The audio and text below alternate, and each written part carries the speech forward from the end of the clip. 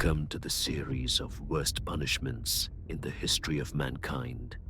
And this is our first episode. A man is led to a gallows, a black hood pulled over his head. The noose slides tight.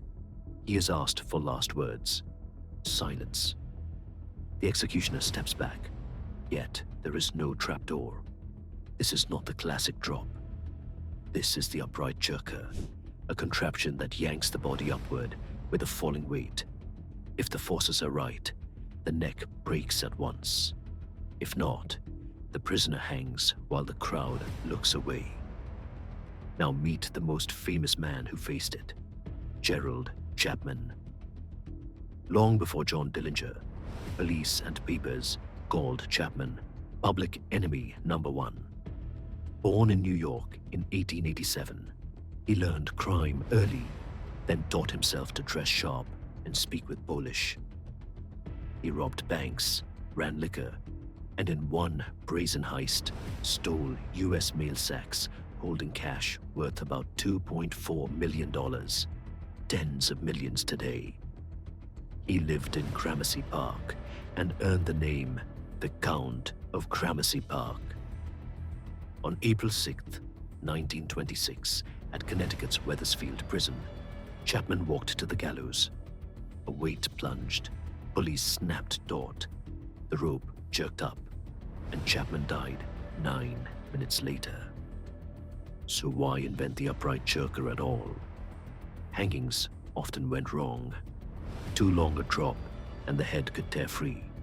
Too short and the condemned kicked and gasped for minutes. Reformers wanted an automatic answer that promised uniform results. The jerker's plan was simple. Use a preset weight to yank the body up fast enough to break the neck at once. In practice, it was grim. New York tried it in the late 1800s. In Morrisville, Louis Wilbur shot 4 feet into the air, then hung above the ground.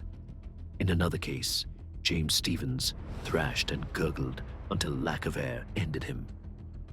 Benjamin Hunter suffered the same fate. Papers called the sight awful. Newark saw Thomas Welsh struggle on the rope as the sheriff lowered his head in shame. Ohio used it on Charles Sterling. A report called the scene sickening in the extreme. The machine that was meant to be scientific looked like torture. Inventors kept tinkering. One version used water power. In 1892, Colorado planned to lift Teeth Hatcher graves by a hydraulic rig. The prisoner would trigger the device by standing on a platform. Water would fill a barrel in another room. The rising weight would jerk the rope. He killed himself in his cell rather than test it. Other self-acting rigs came and went. In 1905 in Nebraska, Francis Barker even built a hanging machine that let the prisoner spring his own trap.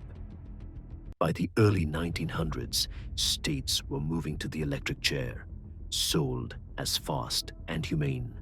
It was neither, but the jerker faded. Its warning remains. When we turn death into a machine, we gamble with pain. That was the upright jerker. Cold math, hot terror, and too often a slow end. New episodes drop weekly. Turn on notifications so you never miss. Wait for the next episode, and like and subscribe to stay tuned.